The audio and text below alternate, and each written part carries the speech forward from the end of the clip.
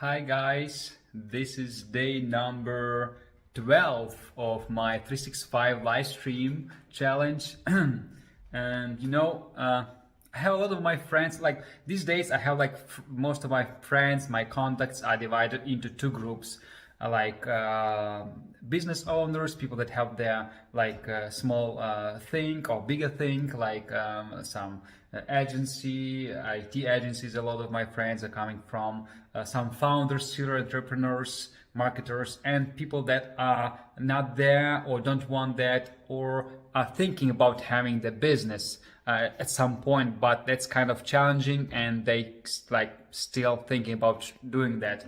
So that's why I decided in this live stream share with you, do a walkthrough of the history of my business, so you can see how I did that, why I started it all, how that looked like for me, and maybe that will help you, those of you to understand and to get a better picture. Do you want that or not, or is this really that challenging or not? So actually I prepared today a couple notes so I don't forget the main points. So actually I never wanted to be an entrepreneur, business owner in my childhood, and even when I was in my high school years. It just happened naturally to me.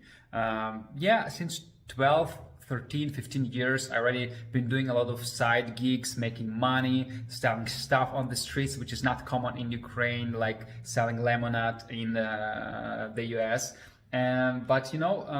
That was something inside of me that I really wanted. That I always spent money wisely, buying only things I really needed, not just for candies. When I was collecting stuff, I've been then selling that stuff, so to make money. When I don't need that stuff, I never was that much of a consumer. I really love to produce, to create some ideas, how to make some money here and there, even when I was a kid. So I think it came naturally to me, fortunately for me, lucky me. And that same went with my business, with agency, SoftFormance, software development agency. I started as programmer, then 2009 I started as freelancing. In 2011 I took a couple extra clients and asked a couple of my friends to help me with some things on part-time basis, with design, with styling, with administration, because I was only programmer at that time. And it naturally grew to a small agency, friends, 5 people. From 2011, we think it's like our official foundation year in the SoftFormance. And up until 2013-14, we've been doing mainly Python and Plon CMS projects. And that was a turning point number 2, foundation, 2011. It's big date for us. Then 2013-14, second big date, because we had to pivot our direction, technical stack, and we had to learn something else because Plon CMS was going down on these years in popularity. So we basically switched to Python and Django and started doing Django projects mostly. That was second turning point. After that, in 2015 up to 17, I've been traveling a lot, and we still been agency of friends, 5 people. And I visited that conference I mentioned a couple streams ago, where there was founder of big post business in the Ukraine that told me that not me, but from the stage, big idea and small idea takes the same amount of effort. You just have one life, so why would you waste all your time just on something small? So I decided to try and go big and set a goal to grow our agency, because I understood that if something does not grow, it's going to inevitably scale down. There's nothing standing still in the nature, right? So same with business. So we decided to grow. In the next 1 or 2 years, we added a couple extra people. We grew almost to 30 people, but that was a stretch. We were not ready. We've been not making any money, losing money for 3-4 months in a row. So I decided to scale back to less than 20 people. And at that time, that was third turning point. We had a client, a digital marketing agency from the US, that with just 3 people agency, they've been serving a couple clients and making millions of dollars per month. And that struck me that you don't need that many people. You don't need to be big to make a lot of money, right? And so from that point, as a founder, I don't want now to grow my ad. Yes, I would love to probably have like not 30, maybe up to 50 people, because it's easy to manage, allocate resources, and have a bit of extra margin to hire top talents and have some extra resources for that. But at the end, it's not about how many people you have, but how many people you help, what kind of change you bring to this world, right? So that was my personal realization, and from that point we started adding software startup workshops, added doing more consultations, doing MVP developments like focus for specific types of businesses, doing more help for providing more help for businesses, not for privates.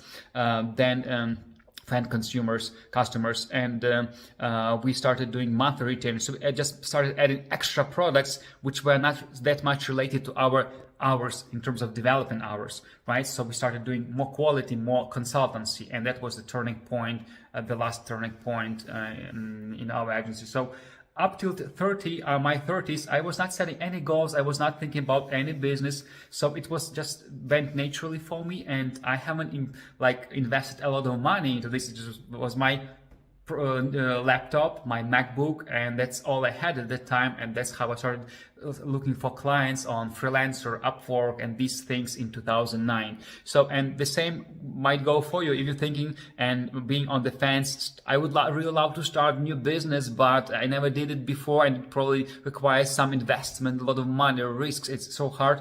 I would say that, yeah, at some point it becomes harder to set goals and achieve them, but at the beginning you don't need to pick something too challenging, like open a restaurant and then learn all of that stuff, cooking, and invest like $100,000 in it. You can start with the agency, with expert kind of business. You can start something which doesn't require any kind of investment apart from your computer and your skills, expertise, and your time. And that's why I wanted to share the story of my business and to show you that it shouldn't be hard, and it might just happen naturally. So that, and any business, like in my business, I'm not working full time over 40 hours a week. Usually I'm free in the schedule. So I would really encourage you to start to do that first move. If you've been dreaming about starting your own business for a long time, that's really worth it. Even if it fails, and there's high chances that it will fail because you have to learn a lot of stuff at the same time at once, still it's worth it. It's a necessary step. You need to fail a couple of times before you become successful. And I tried a lot of different things before that and during that business with my startups opening street food, and it all failed just failed flat. And that's fine. You need to be fine with that.